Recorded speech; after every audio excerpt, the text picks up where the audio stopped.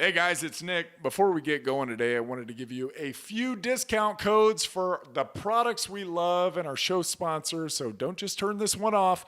If you're listening to this podcast, we at Hardwick Life want to reward you for your loyalty. So take 25% off of your order by using the code HardwickFF25, because after this long, we consider you friends and family.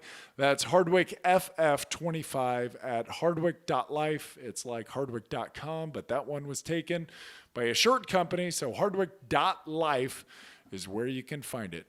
For 20% off at bubsnaturals.com, use the code Hardwick20. That's Hardwick20 at bubsnaturals.com. And for 10% off at Julian Bakery, use the code Nick Hardwick, that's me, at julianbakery.com. Again, Nick Hardwick at julianbakery.com.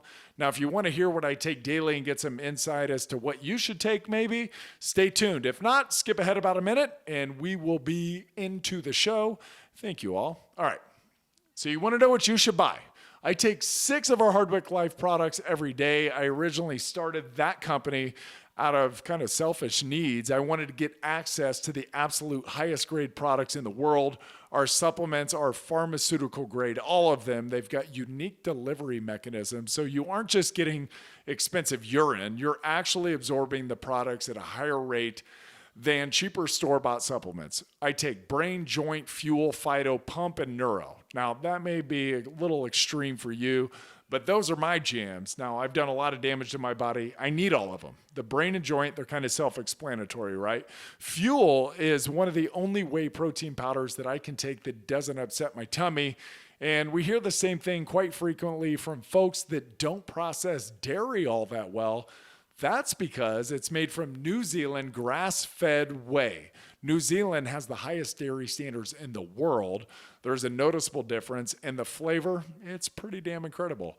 For a peri-workout drink, which peri-workout, you'll hear that term, it means around your workout, or to add protein midday, I put 2 scoops of fuel with pump, which has 3 grams of creatine per serving, 400 milligrams of ATP, which is the body's energy currency, and 95 milligrams of caffeine to get you all fired up. All of those, they allow you to do more work in the gym, getting better results. More work equals better results. Who would have thought? Seriously, you can work harder and have a lower rate of perceived exertion. And I like to add in phyto, which has all of the necessary nutrients, vitamins, and minerals, along with this patented formula called True Brock, which contains glucoraphanin, which researchers at MIT are calling the fountain of youth. And lastly, I take neuro about an hour before bed. Dr. Andrew Huberman, a Stanford neuroscientist, host of the Huberman Lab podcast and recent guest with Joe Rogan. I'm sure some of you listen to that guy. He's pretty awesome. Recommended in our 3rd episode ever, we got him before he blew up, magnesium L-threonate, as it's the only form of magnesium to cross the blood-brain barrier. And it increases levels of brain magnesium, and that leads to better cognition and a more robust memory. That's important. It also has a slight sedative effect to help you get to sleep. All right, I'm not going to bore you with more details. Get over to Hardwick Life and use the code HardwickFF25 for 25% off. Now, you guys that have been following me for a while now know that I've used Bubs Naturals since the company's inception. I don't know. I may be their first ever ambassador. I know there's a lot of bigger names now that are promoting Bubs. The company is blown up and is thriving because many folks like me understand how great their product is. I take 2 scoops of their collagen protein and 1 scoop of the MCT oil powder daily with my morning coffee. Try it once, you're going to be hooked. It's unbelievably creamy. The collagen is also really a great way to sneak some protein into your kids' lives too. It's unflavored, so you can add it into pancakes, oatmeal, mac and cheese, or juice, and they're not going to notice a thing. Use the code Hardwick20 for 20% off. Lastly, before we get to the show, I want to tell you about my friends at Julian Bakery. This company, they've really got their act together. I believe most people could use more protein in their lives. It's got a very positive effect on satiety, brain signaling, and maintaining a healthy body weight. I recommend 1 gram of protein per pound of body weight. Please don't listen to Zac Efron's trainer, who on their show falsely ties too much protein to kidney failure and loss of bone density. And certainly don't go to the Game Changers propaganda documentary on Netflix for your science. Neither of these use actual science. There's a lot of kooks out there, folks. We're going to keep fighting the good fight. I love a variety of protein. Obviously, I've told you about our whey protein, Bubs Collagen Protein, and Julian Bakery's specialty, in my opinion, is their egg white protein powder. They come in ridiculous flavors like pumpkin pie, coconut, maple glazed donut. They blend easily. They're a great addition in the middle of the day. Use the code Nick Hardwick for 10% off. That's Nick Hardwick for 10% off.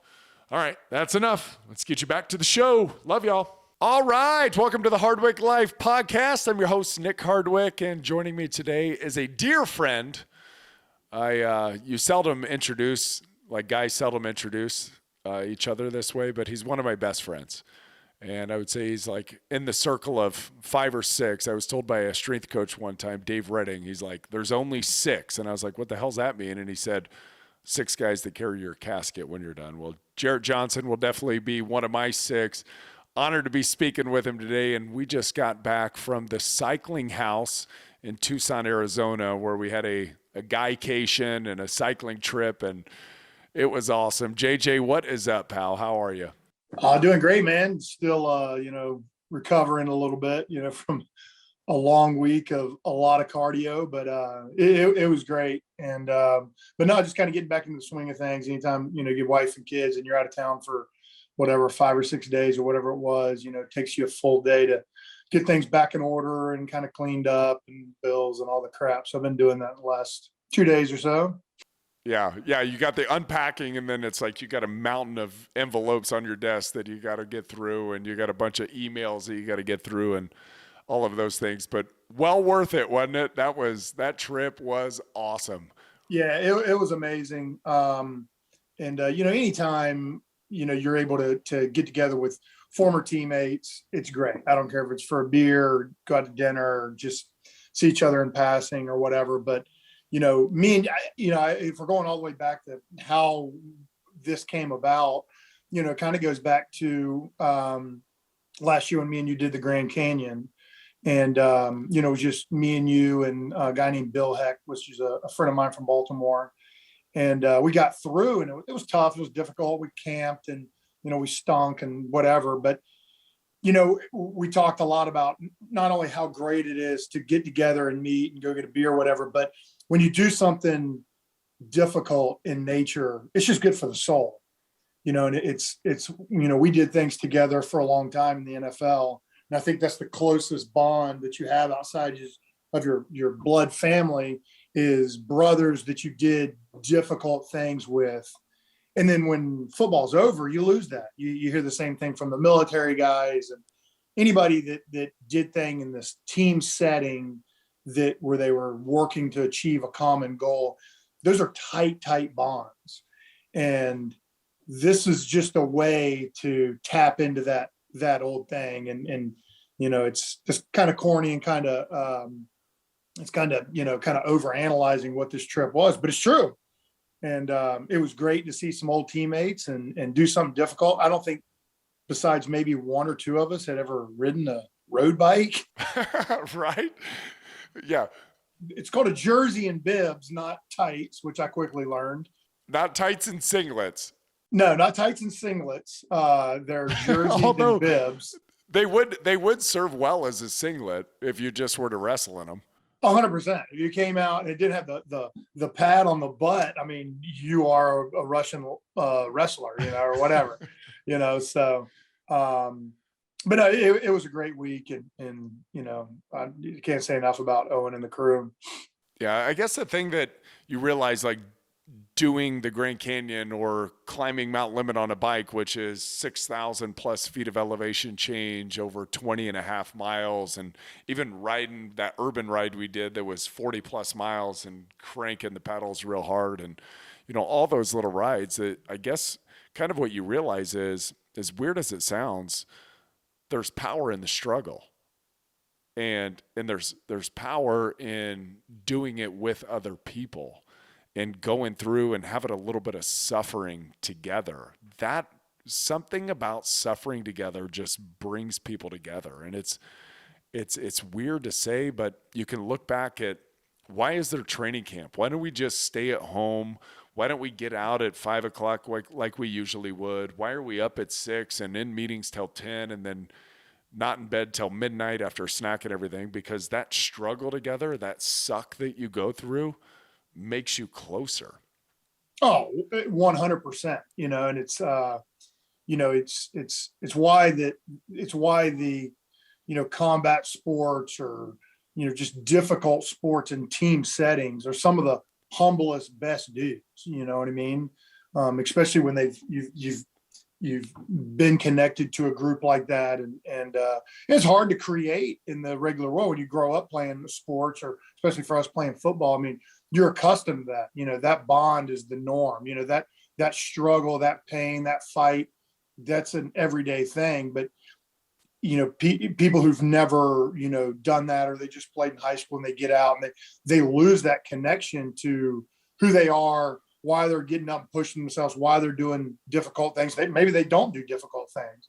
Maybe they just, kind of cruise through life. And to me, like, a pure heart and a pure mind is somebody that gets up and does something difficult, whether it's do some push-ups, or, get up earlier than you anticipated, or, whatever it is. But we live in a world of comfort and convenience. And the best people in our society, in my opinion, are people that are either forced to or push themselves to difficult, uncomfortable things. And if you don't, I mean, you're lacking. Yeah, it's the people are hard, right? It's like, we get on this deal and we probably looked unusual on the road. I would imagine. Go back. You bring that up. Let's hold on. Let's start all the way up. Let's tell them first what the cycling house is, and then we'll give them the clientele, this freak show of a crew that showed up to get in singlets. And we must have looked like a circus act out there. Oh my God. Yeah. So hold on. Let's go all the way back. All right. And I was like, so Owen Gue is my first cousin. He is my mom's little baby sister's middle child. I got some family in Montana. Oh, me and Owen have always been super close. When I was a kid, I'd go out there and visit with them quite often. Pretty much, You would stay every summer, right? Yeah, at least every summer. My mom would ship me out of there, trying to get me out of our little town in Florida and give me a change of pace. So she'd send me out to live with my family in Montana.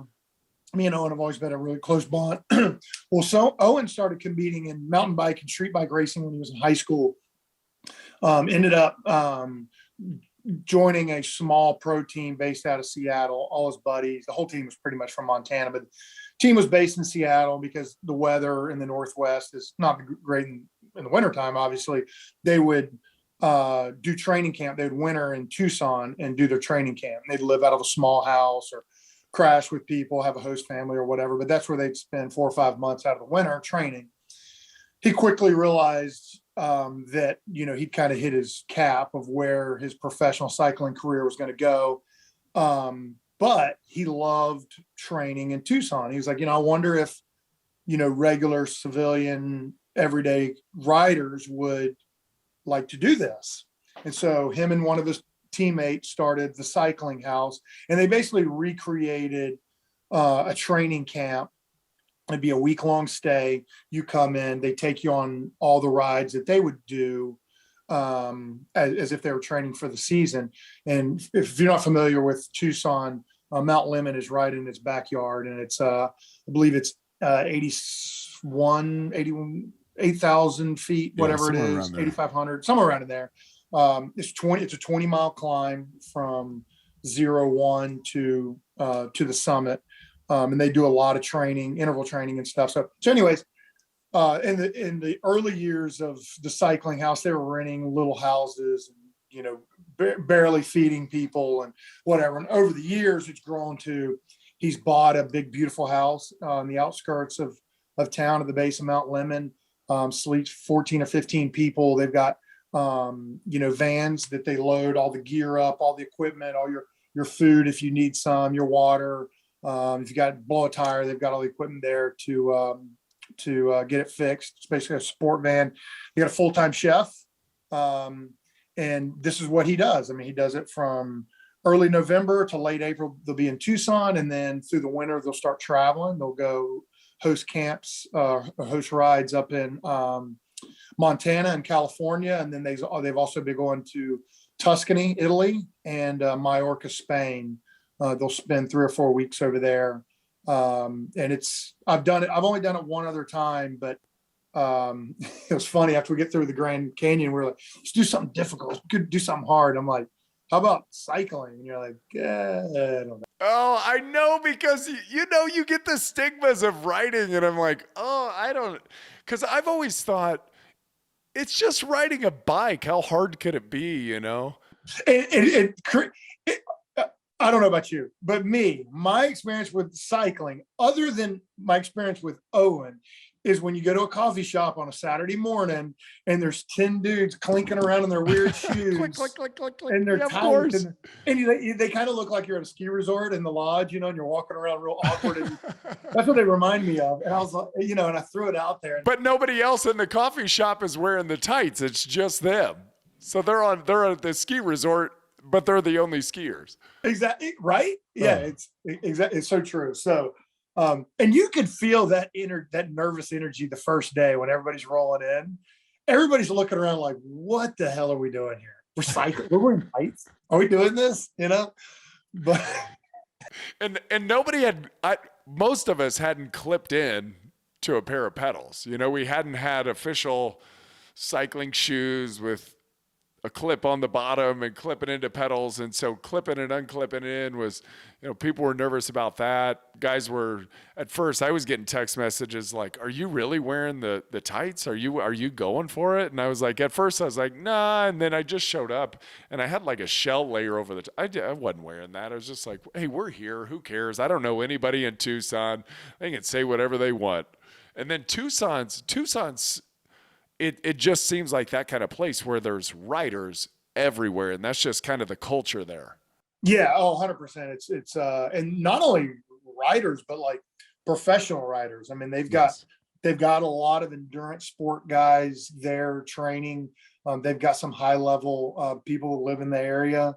The one day we passed the guy on the trail the day we went for a hike, and Owen knew him. He used to be a client at the cycling house, and I was like, yeah, that guy's he's a, world-renowned Nordic skier, No his kidding. nickname. Yeah, the guy Will that ran past us. Yeah, he's the like, tall guy. Yeah, they call him the Moose, yeah. and he's like this big, long, athletic dude that's got a huge engine that just like blows people's doors off, and he winters and trains in Tucson. So, but yeah, there's a lot of that in the area. So yeah, it's a beautiful area. And my experience with the desert always been in the summertime when it's 110 degrees and it sucks. You're like, there's no grass, nothing's green. Yeah. It's ridiculous hot. And the first time I'd ever been in the wintertime was 2 years ago, where the cycling house did a family reunion for Thanksgiving. And I kind of fell in love with the desert. I got a new perspective. Things like come alive in the wintertime, and the desert's a beautiful place. It really is. Yeah, it's gorgeous, accessible. I even kind of being out of the city in the desert, being more in the country, kind of down a gravel road. I mean, we had to ride 2+ miles to get to a main road. And so that was cool to me. And then everyone's got 10 acres, and it's back to the cycling house. It was a gorgeous property. It's got a pool. It's got a hot tub. They got a wood-fired pizza oven outside. I mean, it is a gorgeous property, and can't tell you enough. If you're interested in a trip at all, the Cycling House, check them out, thecyclinghouse.com. It is awesome. Dale, quiet down. Real life here. Real life. So the food was spectacular. The bonding was awesome. The people that we had there, it just worked, didn't it? It was really awesome. I mean, we had former players. It was me, you, Jeremy Clary, Marshall Yonda, Chuck Pagano, the coach. Had a couple of buddies that we each invited. A guy named Greg Hoffman, who's in the Lose Like a Lineman program. A doctor, Brandon Martinez, who's an interventional radiologist from Indianapolis that I've met, that we love to work out together and talk sciencey type topics. So super awesome. Then I have a Navy SEAL that joined us, and you had a Green Beret that joined, and a guy, Mike Posco, who is the CEO of Habitat for Humanity. So we had a really, really cool group there that just all seemed to gel together, and it was awesome. To the special forces guys that were there, and there was a couple of other guys that came in just for dinner on certain nights. And so one night we had a Green Beret that was a double amputee, and then we had a couple of Air Force PJs that came in. And we had talked about this on the Grand Canyon. It's like, yeah, we want football guys, but also we want some hard charging military guys there. And I know you do a ton of work with the military. Being in Niceville, Eglin Air Force Base is there. There's a Green Beret, whatever division or company there, or whatever it is. And you have such a soft spot in your heart for the military. When did that start? And tell us about the work you do you're an owner of Black Rifle Coffee Company in Niceville, and you serve that community. Yeah, so I've been in Niceville now for 10 years now.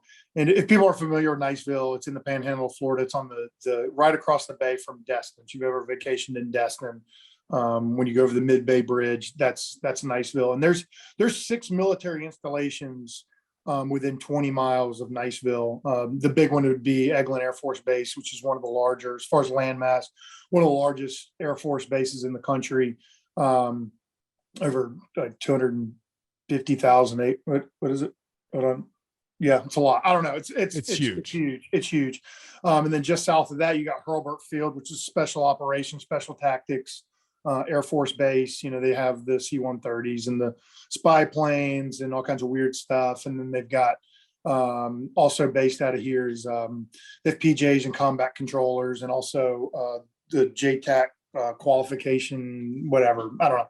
So a lot of those guys here right in Niceville, we have EOD school. So if you're going to go into explosive ordnance disposal, guys that take apart bombs and blow up bombs or whatever, your schoolhouse is going to be here in Niceville. So the guys that I've connected with probably the most is 7th Group Special Forces, which is one of the right up here at Duke Fields, about 10 miles up the road.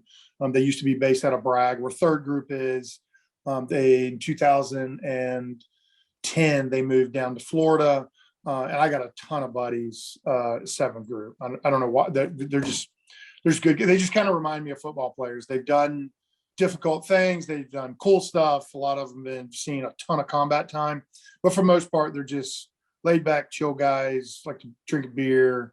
Every group's got their assholes or whatever. But I got a lot of really, really close friends that are at 7th Group or retired 7th Group. So, but yeah, I bought me and a buddy bought a Black Rifle Coffee franchise. We opened right around the end of September, and run it right outside the base here in Niceville. And it is, before it was just, Niceville, you're just connected to the military. All my wife's spouses are military spouses, whether they're doctors, pilots, contractors, whatever. Everybody is somewhat connected to the military. And then when we opened the coffee shop, it further kind of invested us into the community. Do a lot of charity events. We do a lot of support of local military, whether it's a golf outing, if we're just sponsoring somebody for some sort of therapy, or hosting a group that's holding a Bible study, or there's a million different ways that our coffee shop is connected to the military. So we give a 10% military discount, and it should just be a 10% discount across the board, because everybody comes to the coffee shop. Everybody's military. Everybody. everybody. We just are like, police, it's first responders, active duty and retire. And then we had teachers in there. We're like, oh, let's have mechanic. Oh, everybody gets one. You know what I mean? 10% for everybody. Yeah. So, but no, it's a great brand to be a part of. It's been a ton of fun, and and it's really given me a sense of purpose since retiring. We all look for something to do financially, something to do, keep your hobbies busy, whatever. And then also something that gives you fulfillment and joy. And this coffee shop has done all that for me. And it's the best thing I've done since I've retired. Just like you, I think we've done everything. I've always wanted to do We've tried a lot on. I've always wanted to do this. I've always wanted to be at an airport bar or on an airplane. And when somebody asks you, well, what do you do? I've wanted to just read them my resume. You know what I mean? Just hit them with it and almost do it like an angry rant. Like, you want to know what I've done? I was in the NFL. I've tried to open up a restaurant. I've sold insurance. I've been a fishing guide. I've, cooked in a restaurant. And then just keep going and them just like back away like, oh my God, you okay? I've been a scout. I've done, everything, because it's true. I mean, I have tried and done well or failed on my face at almost every, like if you name it, like I did that. Do that, but don't do the angry rant. So you retired like I did after the 2014 season. So this is now your 7th season out of the league. Isn't it wild that you spent 12 years in, I spent 11 years in. I'm well beyond the halfway point of even how long that I was out. And it's crazy. I mean, eventually, or how long I was in. So eventually we're going to be at that point where we're out as long as we're in. And it's going to seem like no time has passed. But take me through kind of the timeline of retirement because this is important, I think, for a lot of guys that are transitioning out. It's like, how do you know what you like? How do you know what you're into? How do you know what you're good at? Unless you just try a bunch of shit and fail at a bunch of shit and just keep going. And I guess along the way, hopefully don't lose too much of your own money trying and failing. And so, because I've tried everything like you, and it's like gone down a million different paths, and now I finally feel like I'm in a good zone. But as I'm saying that, I get off right when you pick up, I'm still on the phone with a guy who may have a job offer for me. So it's like, oh my goodness, it's like, oh, here we go again. But this one requires no money on my part. So I am, and it's kind of in my wheelhouse anyway. So I am intrigued by it. But take us through your timeline, because remember everything that I've done. Okay, let's so let's go. All right, the NFL played from 2003 to 2011. The last few years, I was trying to get something that I 03 to 14, not 11. Okay, 03 to 14. I'm sorry. I was trying to set something up that had some form of income for when I retired, because I knew the end was coming. And so I invested with a teammate in a wastewater treatment facility in Williston, North Dakota. They had the big oil boom up there, and I got involved with that. Okay, so that was the first thing. I had that going to retirement. And I also had some real estate holdings with a college buddy of mine. Okay. So I was working with those, enjoying that. I retired my first summer or my first spring out, started doing CrossFit, lost some weight. And then a buddy of mine from San Diego contacted me about helping him sell an insurance program called Registration Saver, which was a program for people with kids in travel sports, and it basically insures your trip. So I did that for a couple months. I had the wastewater treatment facility and real estate stuff going on the side. Then at the same time, I got my captain's license and started guiding. I grew up in a family of fishermen. My dad was a guide, and it was always a dream of mine to run trips. So started charter fishing, did that most of my first year. And then I got a call from the old radio station that I worked with the Ravens. They asked me if I'd come back and host my old show. So I started, once the season rolled around, started traveling back to Baltimore, doing radio, as well as guiding when I was at home, as well as wastewater treatment facility. and real estate. I quit doing the insurance thing. So that's 2015.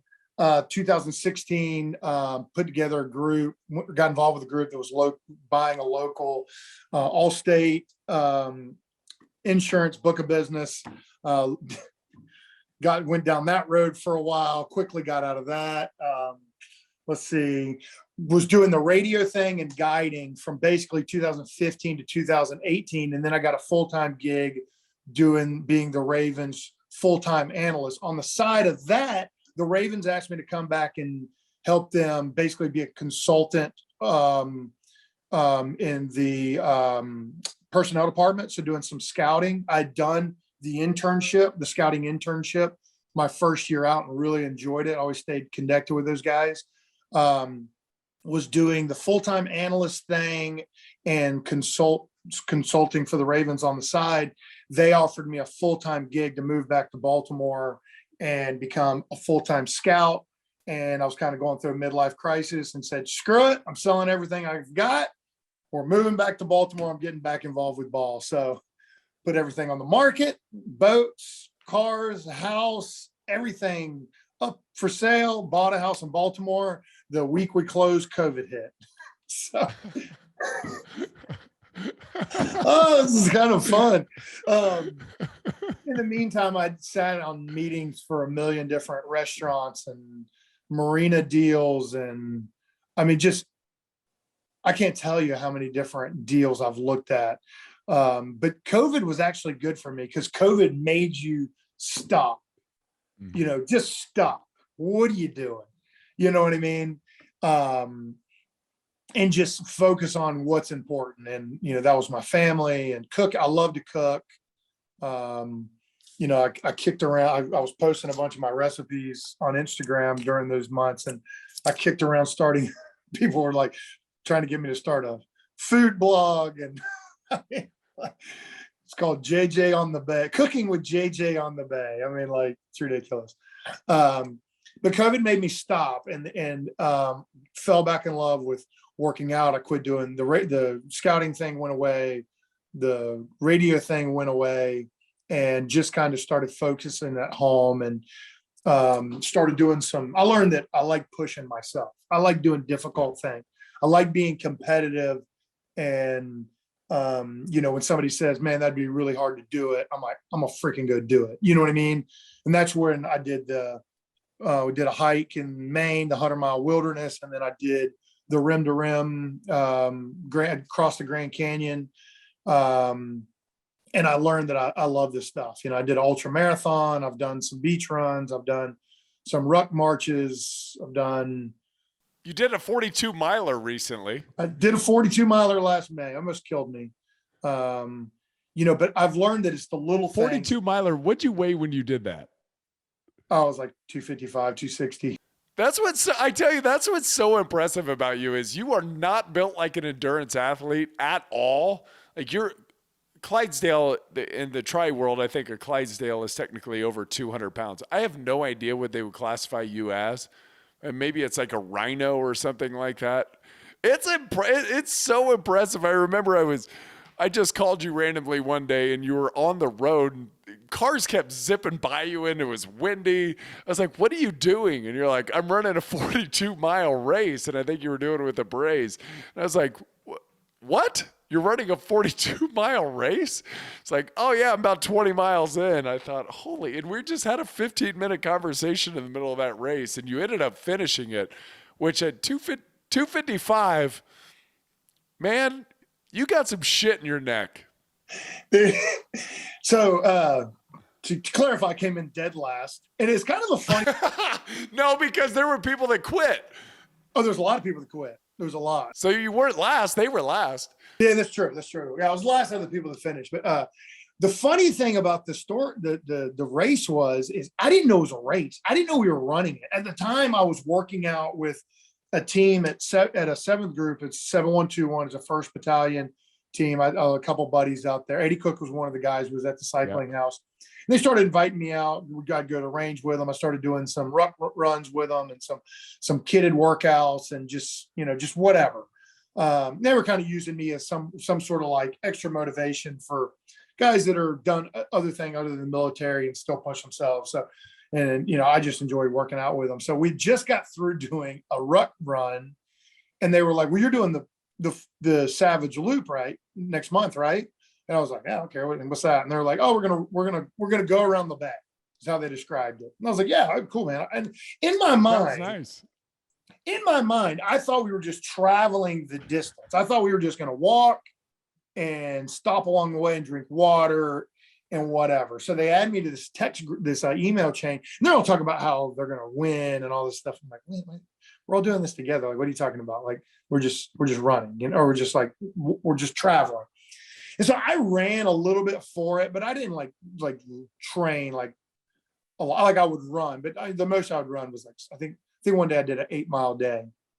Well, I get there and they like say go or whatever, they shoot the gun, and like there's a group of these guys that take off and they're gone. I was like, it's like, holy shit, these guys are doing it. I mean, they're freaking running, and I'm kind of in the back, kind of trotting like real slow.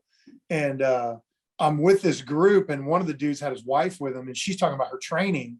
And she was like, yeah, I trained pretty good. She's like, I had a couple of 20-mile days in. I said, you ran 20 miles? And she was like, yeah, I mean, this is an ultra marathon. She was like, wait a minute, how far did you run? I was like, 6. And she just starts dying laughing. She was like, good luck, buddy. And she like takes off and leaves me. But, so I knew I was in for it. I ran 17 miles straight. Part of it was on the beach, which is not fun, but I ran 17 miles straight and started cramping. And so I ran for about 22, another like 5 or 6 miles. So it got to about the 23-mile mark, just short of the marathon. And if I took a step above a walk, I was cramping. Calves, hamstrings, everything was cramping. And I basically walked out the last, 18, 19 miles, 20 miles, whatever it was. And I just walked it out.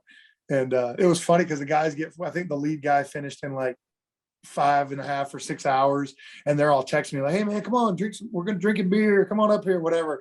It took me 11 hours. I got there, by the time I got there, they're all hammered drunk and whatever. But it's definitely something that it's just a sense of achievement, and it's you give me that finish line, I'm gonna go get it, whether I have to walk it out or sprint or whatever. But yeah, that's how I got involved in that. Damn impressive though, I'm telling you, it's damn impressive. So I want to shift a little bit, just like to your career, to where you've been and what you've accomplished to date. I mean, all of it. What do you think, if you were to look back at yourself, what's your greatest strength that's allowed for all this success? I mean, there's obviously some genetic things there, whether it's, athletic ability or just structural build. I've always been somewhat athletic. When you compare to super athletes, like not even close, but right. Always been athletic, always been a physical guy, always been, I would say durable. But if I would have put, one trait, I'm a really good combination, obviously, of my mom and my dad. And my mom is a very caring, giving, humble, always put yourself last, make sure everybody's taken care of before her. And she always has, she always like has this thing like where she always like, she doesn't belong, you know what I mean? And I have a lot of that in me, but because of that, I'm also have my dad, who's like commercial fisherman, super tough, physical guy, fight at the drop of a hat, always like, fun loving, beer drinking, like great storyteller, which I'm not really a great storyteller, but I have a lot of that in me also. So, like when I was in the NFL, like every year in my mind, I was like, you don't belong here. You're going to have to prove yourself. Whereas the long and short of it is a lot of people have the very quick ability to get complacent because they're proud of themselves. I just psychologically, I don't possess that. I never think of myself higher than other people. And so when I was playing, I was always like, you got to prove yourself. And as you know, in the NFL, the minute you become complacent, the minute you think you've arrived, the minute you think you don't have to work for it and you're just going to lay your jock on the field and be successful, it's probably going to be your last season. And if you're really good, you might have 2 seasons, but complacency is death in our world and in a lot of worlds. Yes. So, trying to translate that mindset and that approach to life in the outside world, I like to call it the civilian world, has been really tough. But I found that in the things that I'm doing today, definitely healthier today than I am, my first and second and third year out. But I would say that is just kind of my mental attitude about how I approach things is probably my biggest strength. And it's where you started. Obviously, you are who you are because of the parents that you have and the way that you were raised and the people you surround yourself with and the coaches that you've had along the way, but also the players that were around you when you came into the league. It'd be really hard to be complacent in that Baltimore Ravens locker room. I mean, you have some all-time NFL legends in that locker room, which I can imagine being in there with Terrell Suggs and Ray Lewis and Haloti Ngata and Ed Reed and like this slew of guys, Jonathan Ogden on the other side of the ball, Orlando Brown on the other side of the ball. Like, if you didn't show up every day ready to work your ass off, I mean, let's face it, you didn't have the talent to just show up and go through the motions. You had to compete in an extreme way every day just so you didn't get your head knocked off your shoulders or not hold up your end of the bargain for, I mean, you got Ray Lewis behind you. You got T. Sizz on the other side. Come on now. JJ, step it up over here. But not only that, but the bar was set really high. I played with Deion Sanders for 2 years, and you had Ed Reed, and you had all these guys. There were legit superstars, and they were traditional old school league guys. I mean, they had the Phantom Rolls Royce and the Lamborghinis, and they were living the NFL lifestyle. But on the flip side of that, we had a lot of like young, hungry, tough dudes, and it was in an organization that, don't get me wrong, they loved their superstars and they catered to their superstars, but they valued the young, tough guys that, we had, our scout team, they called it gang green, because you had these ugly ass green practice jerseys on. Green pennies. And and we would fight and carry, and we had our coaches valued fighting and competing.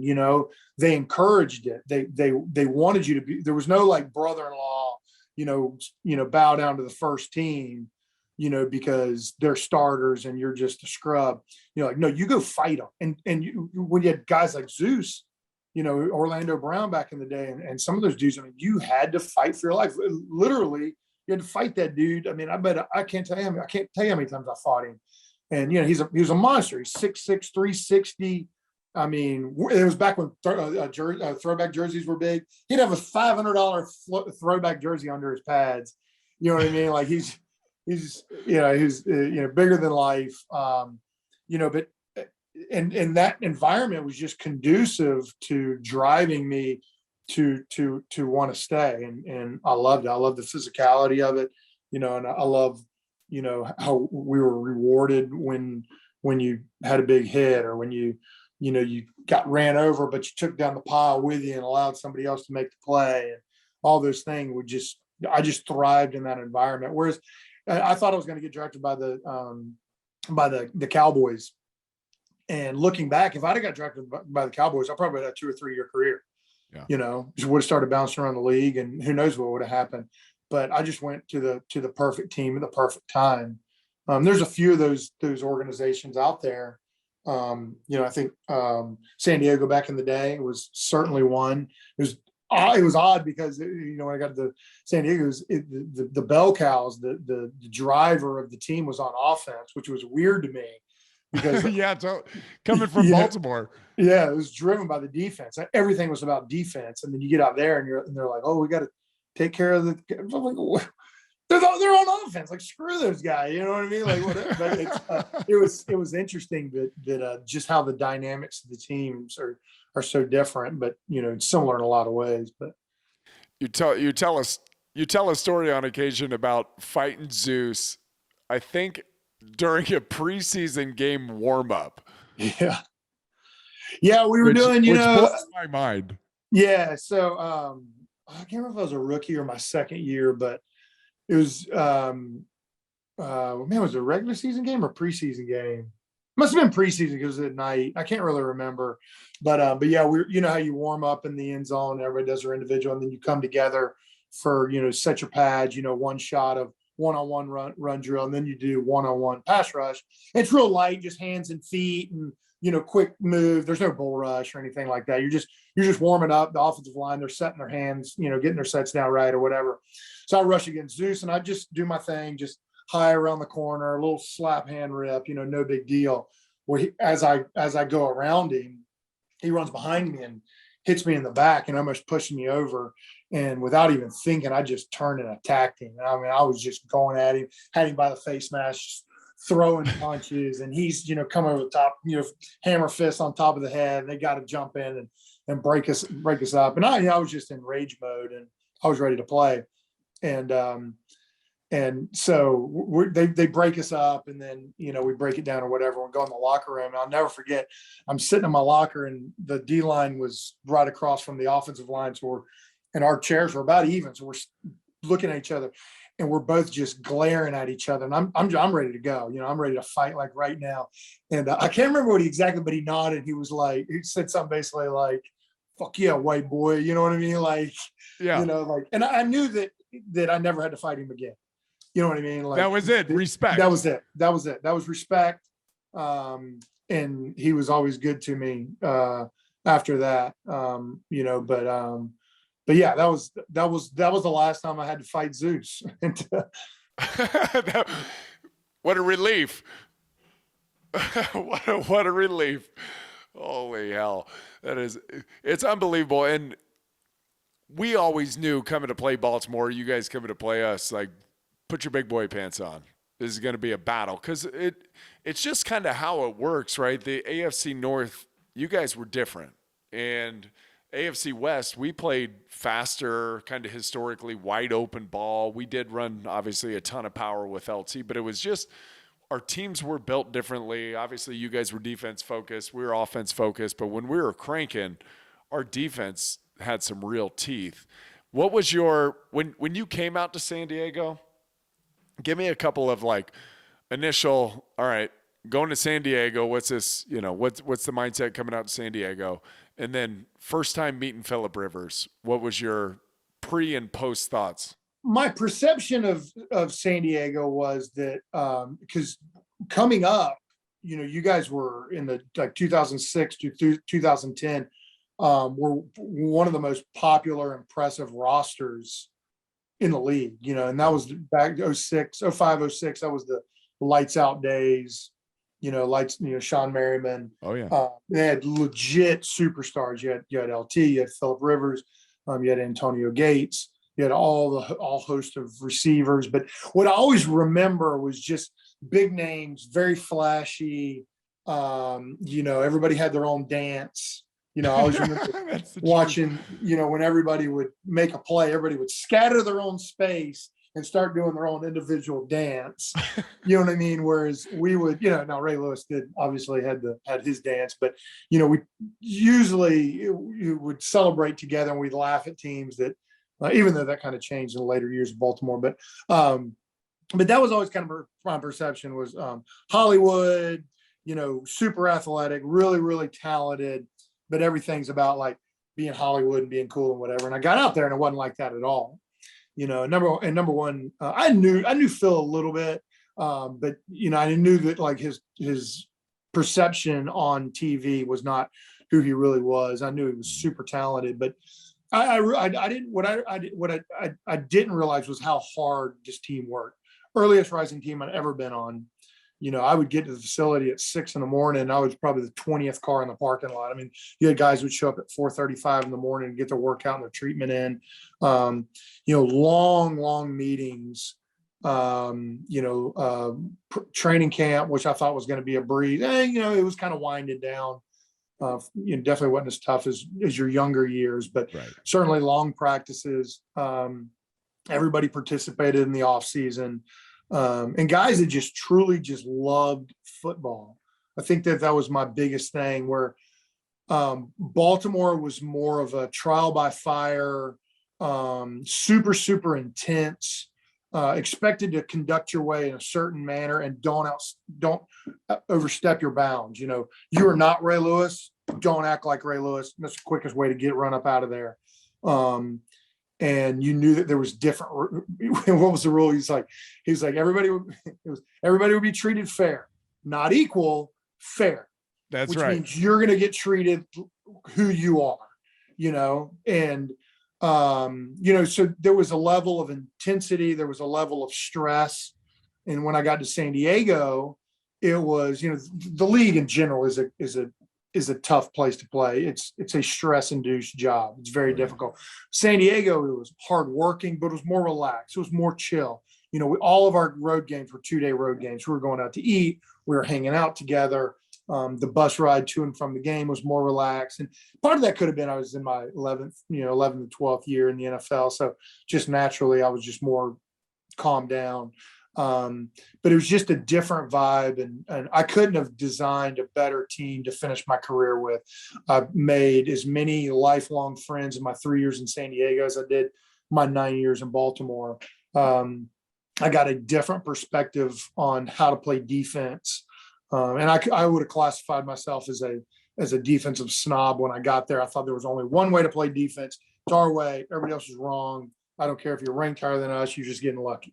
And then I get to San Diego and learn a totally different style of how to play, and saw the benefits of it, saw the advantages, and some of it validated what we did in Baltimore, but I fully didn't understand how we did things until I learned a different perspective. But I learned to open your mind. Don't be an asshole. Don't act like you know it all just because you come from a top tier defense and whatever. But couldn't have designed a better way to finish my career. Through the career, and we got 10 minutes or so. Greatest failure and greatest takeaway from that failure. Biggest failure, I would say, would be probably being closed-minded about how to do things, not open-minded. I was very prideful of my technique and how we played defense. So if we had a new coach and I didn't know who he was, we had a coach that came from college, and he came in, tried to teach me to do stuff, teach me some new stuff. And, I basically looked at it and was like, get the hell out of my face, you don't know anything. And you can learn something from everybody, even if you are validating what you think is right. So for instance, if a coach comes in, tries to teach you something, you try it and you realize that, no, what I was doing was actually right. What he's doing is hurting me, and I can show him why he's hurting me. You learn something because you're validating what you're doing is right. Now, most of the time, that's not the case. Most of the time, you can learn something from everything and every person you interact with. I would say that would be my biggest shortcoming, my biggest failure. And then not working on my craft to, I had as far as rushing the passer, I played outside linebacker. So you're expected to be a good pass rusher. Well, I had a weird career because I started out as a D lineman. I started out as 285 pounds. I was an interior rusher, and I was a two-gap. I was a two-gap 5 technique, which are not. It's not a position that rushes the passer. They transitioned me to an outside linebacker because my physical approach to playing against the run, and I was smart enough and athletic enough to learn the pass coverage stuff. But I was late to the game to learn how to rush the passer, and I just kind of made an excuse for myself. I was like, well, this is kind of in my world, instead of going and perfecting my craft. And 2 years that I did focus on it were my 2 best years rushing the passer, which was it 08 and 09, I think it was. And I was rushing the passer, in training camp, better than anybody, and should have, probably, if I would have stayed on my, I hurt both my shoulders that year and my production went down at the end of the year, but that could have been my one, viable chance to make the Pro Bowl, based off of how I was playing during training camp. And after that season, hurt my shoulders, had a couple things, and I was just kind of like, bah, this ship sailed. I'll just play the run and do my thing and, whatever. But I wish I would focused on that craft more than just making excuses for myself. And, but it was just also a little bit of what you valued as a player. Like what you saw as important as a player was somebody who could set the edge, stop the run, do that job first, and then rush the passer second, where other guys, their mindset's completely different. It's more about the glamour. It's more about, hey, we'll stop the run on the way to the quarterback instead of vice versa, where that was not your role. No, in Baltimore at all. And I was more of a spinner type, stand up, move around. So it wasn't like your standard issue 4 down where you're just, you're rushing the passer every play, setting up moves. I've been bull rushing a little bit, so now I can set up my ends, whatever. It was never like that. You didn't have time to do that because you were playing in multiple positions. You were learning, multiple pass concepts. I was dropping into coverage, probably 50-60% of the time. But if I could go back, I wish that I'd started playing outside linebacker earlier and put more focus on rushing the passer. I think I could have been a better pro. What daily habit now has allowed you some sense of peace, some sense of happiness in your life? I would say that it's, obviously my connection with my family, my wife and kids. I'm really, really close with my daughters. But I still think it's, my routine of I'm going to get a workout in. And people ask me, oh, you're in good shape. What kind of workouts do you do? And I really can't tell you what I do. One day it's weight training. One day I'm on the Peloton. One day I go for a run. One day I'm doing, kettlebell, mace, HIIT workouts. One day I'll just strap on a weight vest and grab a 50-pound kettlebell and go see how many times I can walk up and down the stairs. I don't know. I just kind of move. And a lot of that is I gotta, I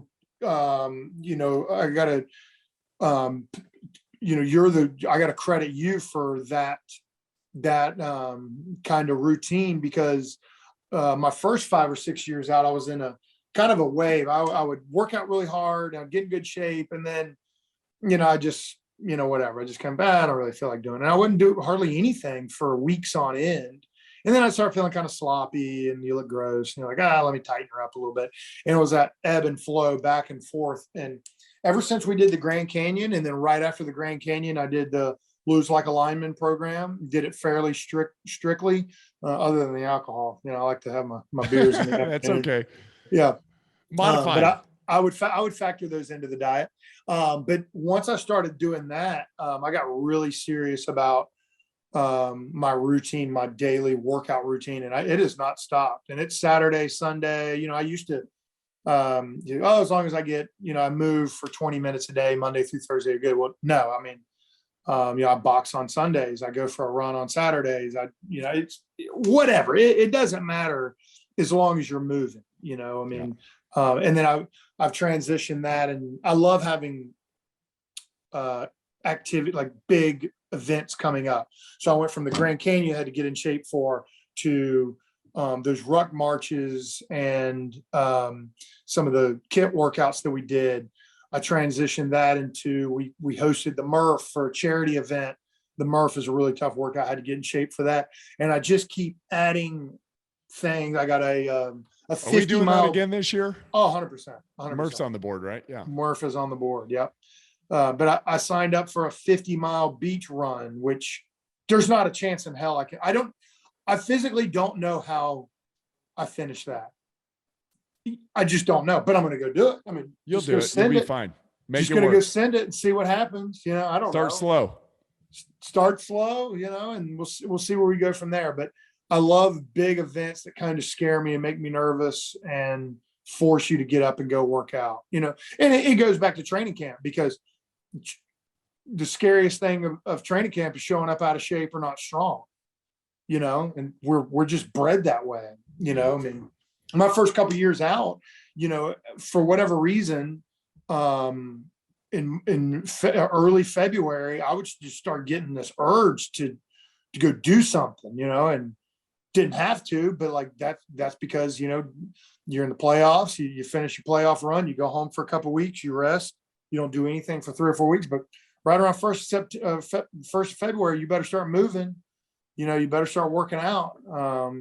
That's right. So, and that's that urge still affects me today, so. And I do think there's power in doing something every day. I really believe that. I mean, build in some downtime, of course, but something every day, and then you don't have to do monumental things all the time to be able to do monumental things occasionally, right? Like you stay in good shape. Hey, do you want to do a 42 miler? Sure. Hey, do you want to get on a bike and ride uphill for 20?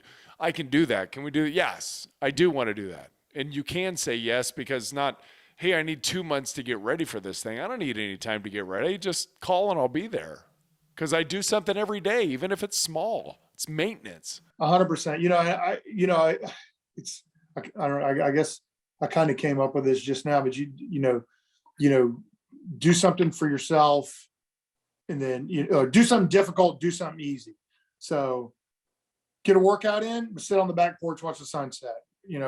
Go for a walk with your wife. So do something difficult for your body, do something easy for your mind. And then, at least every meal, do one for them and do one for you. So, you got to have one meal a day. You got to have one help. Like I tell my kids, like they eat like crap. And I'm saying, when I pack their lunch, I'm like, you got to have something here that God made.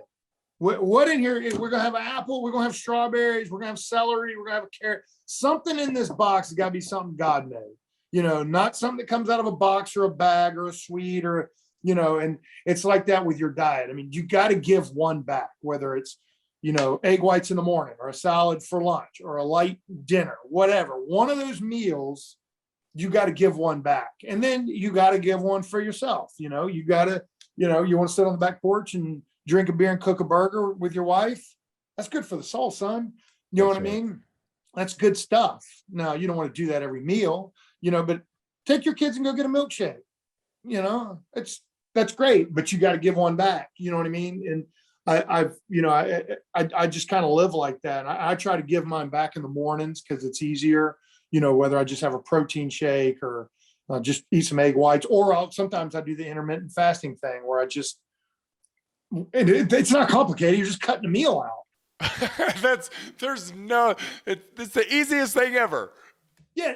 When people try to overanalyze it, I'm just like, dude, shut up. Like, shut up.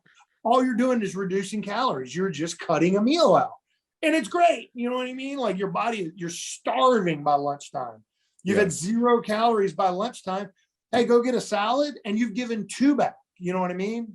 Now go get a steak with your wife, or cook a steak with your wife at dinner and have a glass of wine. I'm going to have a bottle, but you know what I mean? Nice. Like it's just, it's not that complicated. And I think I think most Americans, my friends are not like that. I have friends that push themselves and think outside the box and like challenges, but I think 90% of our country is just so comfortable in everything. Every meal has to have a dopamine dump. Every activity has to be comfortable or, whatever. And that's why I value, that's what was so great about our group is like the pool was 50, 60 degrees. And every day it was like, man, we're going to get in that pool. And we're like, oh, the pool's cold. All of a sudden somebody's doing a dive in the pool. Let's go. 10 minutes later, everybody's in the pool. See who can soak up their neck the longest. You know what I mean? Like we had 2 guys that were 62 years old. We had 1 guy that just had a hip replacement 5 months ago. We had multiple guys who had never been on bikes. The only one that was qualified to be there was probably Brandon Martinez, because he's a genetic freak and he's ridden a bike before. Guess what? Everybody made a total round trip 50-mile ride, 20 miles of climbing, like over 5,000 or 6,000 foot of elevation gain. Everybody made it to the top. And it was funny. I was talking to Mike Posco when we were leaving, and he's like, Jarret, I was dying on that climb. He was like, but you know what I kept thinking? He's like, I just kept thinking that night when we were taking a shot, celebrating the success of the climb, that I would not be on the sidelines sipping a beer, sipping a glass of wine. I was going to toast that shot. I was like, God dang it. That's a man right there. That got him through. That got him. Yeah. And he did it, and Brad did it in tennis shoes with like standard issue pedals. So there's no pull. It's all push. It's all just quad blowout. So any words of advice for people out there would be, if you're going on an extended bike ride, please clip in. It's so much easier. It's so much better. And you also look like a fool when you forget that you're clipped in and you wipe out trying to, because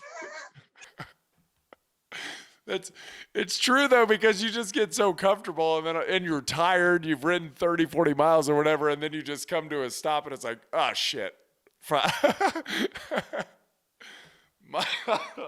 Minor detail. All right, JJ, last thing. Do you have a motto? I've had a lot of mottos. Yeah, I would say, live life. Yeah, live life great. Live life always giving something greater than yourself. Whatever it is, find something. When you're doing things for yourself your whole life, you're going to come up short. And I always love I love that book, Subtle Art of Not Giving a Fuck. And it's so true he talks about guys in retirement. They work their entire life to get that house on the beach, save all their money, deny, time with their family and friends to build up that nest egg, to have that retirement house on the beach. And they finally do it after 75 years, and they move in that house. And after 6 months, they realize that it's not the house that made them happy. It was the drive to achieve that house. Yeah. And then they die in 6 months because they're depressed, they're unfulfilled, they don't have anything to grind on, they don't have any fulfillment in their life, their sense of purpose and connection with their team is gone, and they're just sitting in their house on the beach watching the sunset, and they realize that this is not life. This is not happiness. This is because we live on the water here. This is a coastal community, and the goal, everybody wants to live on the water. Everybody wants to live on the water. And they are finding a way. You'll hear them all the time. I will be on the water. You will see me on the water next year. And I'm like, hey man, that's great. Guess what? Ain't gonna make you happy. It's not gonna make you happy. You're gonna love it. You're gonna have a party. You're gonna have a giant party the first month. You're gonna sit on the back porch, watch the sunset almost every day. And after 6 months, you're gonna realize that it probably wasn't worth it. All the sacrifice. Now, if it comes easy, by all means, but don't think it's gonna make you happy. Yeah, the sacrifice is worth it because of the person you have to become to get the house, but it's not the house. It's not the house, and you get used to whatever environment you're in. You can be on the coast, you can have the biggest house. It's not the house. It's who you had to become to get the house. And then a lot of times if people get in the house, they stop doing the things that made them the drive, the identity, the ambition, all of it. Yeah, and guess what? The house is great. The Corvette that you're saving for, it's great. All that stuff is phenomenal. But if that is your only goal, you've got to understand that is just it's just an item. Mm-hmm. The true happiness is in the work and the fulfillment and the connection with the people around you that you think to achieve those things, but it's the journey. That's why jiu-jitsu and martial arts are such a beautiful thing, because there is no goal. There is no end. It's just a constant struggle. It's an endless art. It's never ending. They have the belts and all that stuff. But at the end of the day, the belts are probably just something to get. Yeah, that's right. The real keep you in martial arts practice, and especially jiu-jitsu, it is a lifelong endeavor. It never ends. And those guys tend to be the happiest, the humblest, the most fulfilled, because every day they get up and struggle. Every day they fight. and the goal is just in the struggle. So I guess that's my motto. What I said, there's a lot of shit. The goal is in the struggle. There we go. We came to it. You got a lot of mottos. Do something difficult, do something easy, do something for yourself, give something back. Yeah. I read at a 5th grade level, but I consider myself a deep thinker. You are a very special person, dude. I have a lot of thoughts. I have a hard time transitioning to my beautiful thoughts that bounce around in my head. And when they come out of my mouth, a lot of times it's like, what do you say? You know what I mean? But they sound really, really good in my head. You know what I mean? I do. Guys like you and me, we need more words. Yeah. Oh yeah. My vocab. Need more words. Oh, 100%. By the way, this off the subject. Have I ever told you about the psych test I took when I was getting out and, got to get evaluated? No. So I go see this doctor and it's a psych evaluation. They take you through all sorts of brain stuff and all these different tests to see like if you get CT or TBI, whatever. And he did a whole host of tests and my reaction time, my ability to pattern things, my ability to adapt. And I mean, we're super, super high. And he's going through all these, he was going through this one test and he's behind me and he's chuckling. And he was already like super impressed with my ability to pattern things and learn whatever. And he's kind of laughing. I turn around, I was like, what's up? He goes, you didn't read a lot as a kid, did you?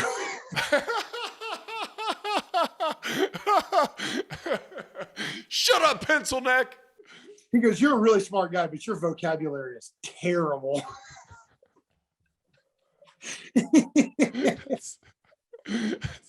It's golden.